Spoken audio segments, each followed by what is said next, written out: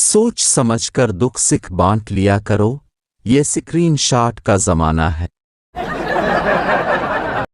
कुछ लड़कियां घर से इतना बड़ा पर्स लेके निकलती हैं जैसे किसी की मुर्गी उठाई हो। लड़की, ये जो सामने लड़का बैठा है मुझे 1 घंटे से परेशान कर रहा है वेटर, लेकिन वो तो आपकी तरफ देख ही नहीं रहा। लड़की, यही तो परेशानी है।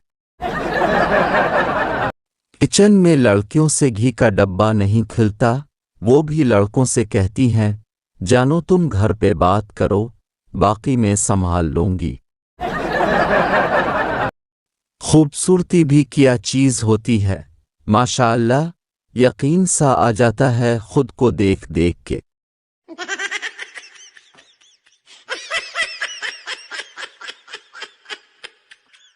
दोस्तों, अगर वीडियो अच्छी लगी तो हमारा चैनल सब्सक्राइब करें और घंटी को दबाएं ताकि हर नई वीडियो अब तक पहुंचे। शुक्रिया।